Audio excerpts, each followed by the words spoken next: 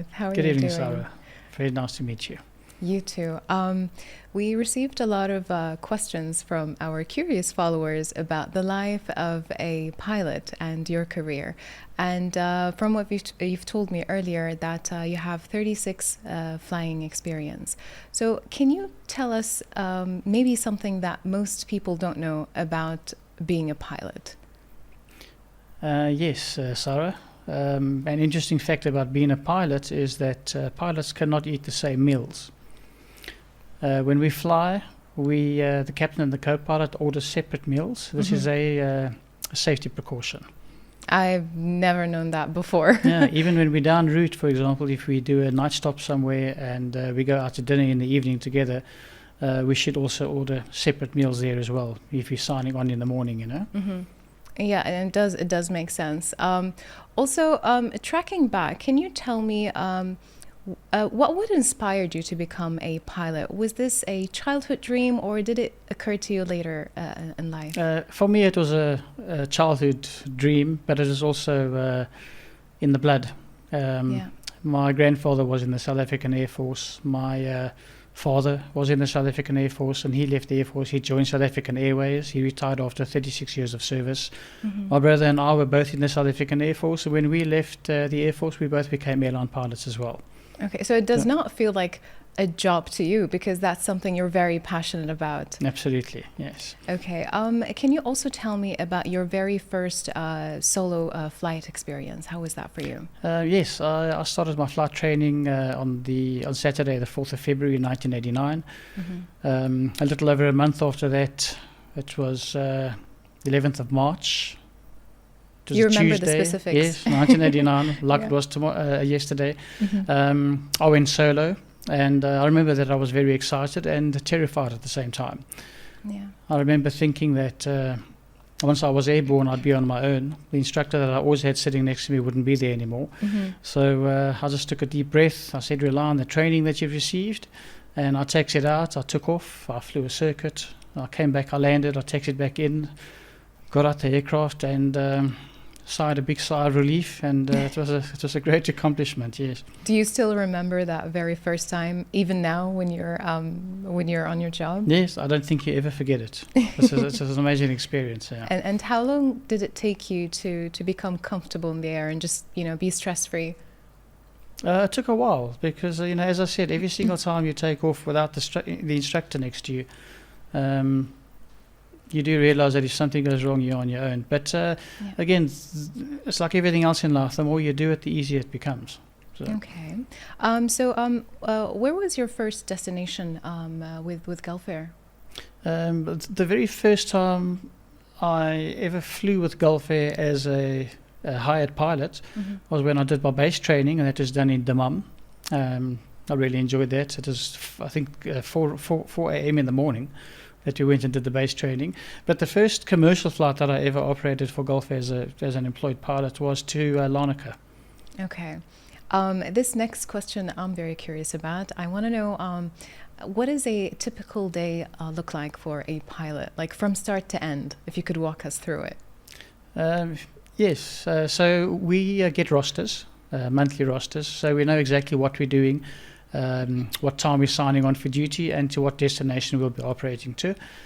The captain and the first officer will sign on 1 hour and 30 minutes before the flight. We sign on at the Gulf Air headquarters at the operations division. We meet up at dispatch, and we go through all the information regarding the flight. We look at the weather along route. We go through the notices to the airmen, which provides us with information. For example, are there any runway closures at destination? Are there any navigational aids that are not working, for example? Once we've gone through all the paperwork, we then proceed through to the cabin crew department, where we meet up with the cabin crew.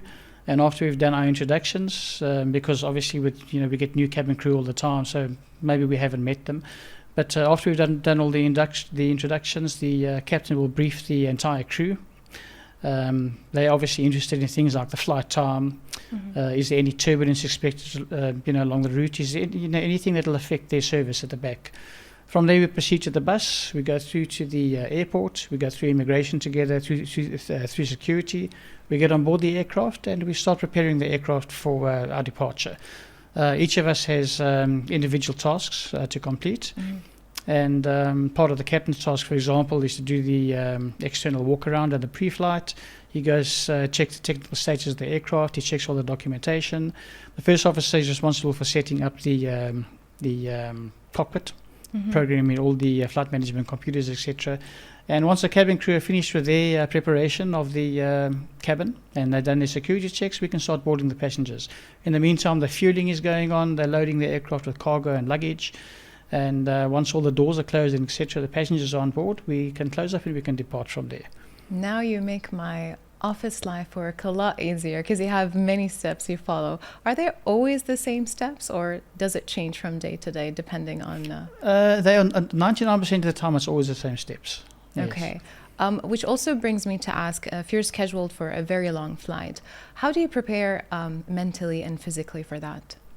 I think every pilot will have his own method of preparing for a flight, but there are some ground rules, and I think we all stick to these. You have to get adequate rest, obviously. You need to follow a balanced and a healthy diet, and you need a lot of exercise. For me personally, if I was doing a long-haul overnight flight, I would obviously rest before the flight, and then for dinner I would eat pasta. Pasta for me always gave me energy, and it always kept me awake. That was before becoming a pilot, or did it become a thing for you? Like no, your it became favorite? a thing. It became a thing, yes, afterwards. Okay.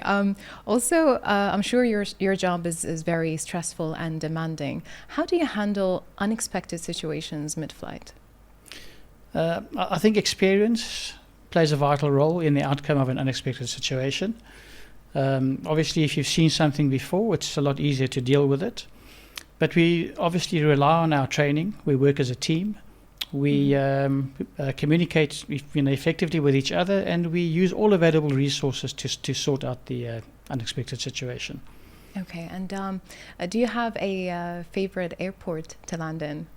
My favorite airport, it's going to sound strange, is Bahrain. And you know I'm going to ask you why, right? Yeah, it's not an outside destination, but it's Bahrain. For me, if you've had a long day or you've been away for a couple of days, it's always nice getting back to Bahrain, being home. You're always with family.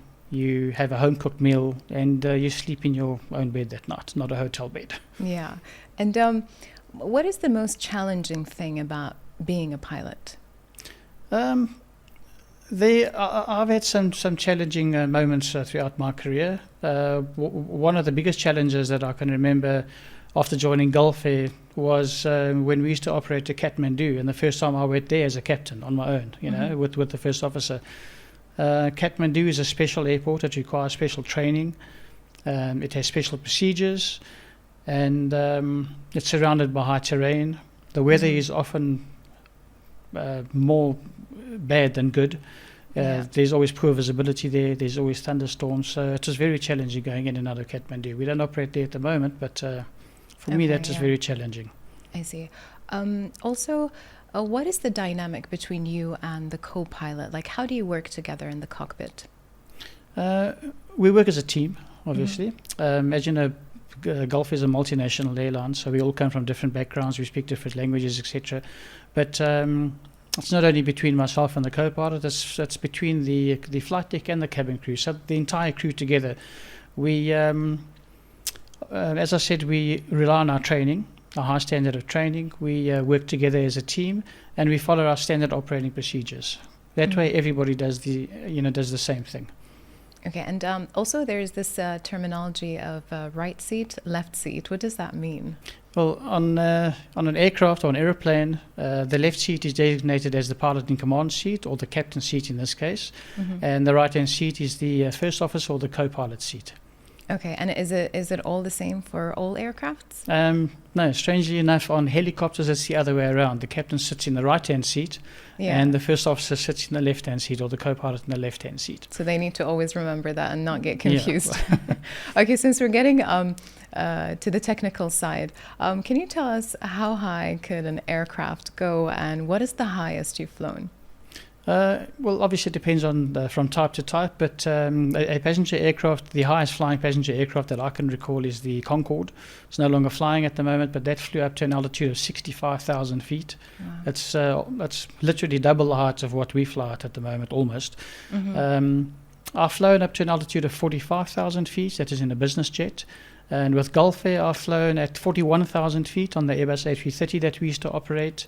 And on the current aircraft that I'm flying, the A320s series, we operate up to 39,000 feet. That is really high. Do you feel the distance when you're there, even though you're in the aircraft itself? Do you feel the distance, or you just got used to it? I just got used to it, I think. But you can definitely see how high you are up at 41,000 feet. You're Mm-hmm. usually above all the weather. Yeah. And, the view from up there is amazing. I'm sure it is. Also, let's get to a more lighthearted question. Do you have a story, a funny passenger story that you've experienced that you could share with us? I recently was on a flight where the cabin manager came to the cockpit and he said, "Captain, I have a note for you from one of the passengers." So I took the note, and the note read, "Dear Captain, it's my wife's birthday today, and would you please make an announcement and wish her a happy birthday?" Mm-hmm. But, we took the note and we all signed it, and we all wished her a very happy birthday on behalf of Gulf Air and the entire crew, and we handed it back to them. So I think that was a nice gesture, but it was Yeah, it a is. strange request at the end of the day. And I'm sure the passenger will remember it for a Yeah. really long time. So this brings us to our final question. How long does it take, or how many hours does it take for one to become a captain? I think it varies from company to company, but I can tell you what the Gulf Air minimum requirements are. Mm-hmm. To qualify from within the company as, in other words, a first officer that's upgrading to a captain, the minimum requirement is 4,000 hours. And if you look at an average flying year of 800 hours, you're looking, that'll give you 4 years. Mm-hmm. Out of those 4,000 hours, 1,500 of those hours must be on a multi-engine aeroplane with a maximum takeoff weight of more than 50,000 kilograms or 50 tons. Mm-hmm. As I said, it varies from company to company, but those are the Gulf Air minimum requirements. Okay, and also I think you've been with Gulf Air for 19 years. 19 years, yes. Yeah, and since they are celebrating their 75th anniversary this year, how do you feel about that? And is there a special moment that makes you feel proud being part of the Gulf Air team? Absolutely. It's, I think as an airline, it's an accomplishment to be able to keep going for 75 years. That's a very cutthroat industry, as you know. There's a lot of competition, but Gulf Air's done well. We've come out on top. And I think a proud moment for me was when they approached me and asked me to become an instructor for them. Mm-hmm. I've been an instructor for quite a while for Gulf Air. And then a prouder moment was when they approached me and asked me to become a designated examiner for the Bahrain Civil Aviation. So That's impressive. You have yes, many duties especially to cover. for an expatriate working in another airline, you know. Yeah, that That's, is really impressive. Yeah. That's all we have for you today. Thank you, Captain Kenneth, for giving us the chance to peek at your life as a pilot. Well, thank you, Sarah. Very nice meeting you. I'd like to wish all the pilots a happy World Pilots Day.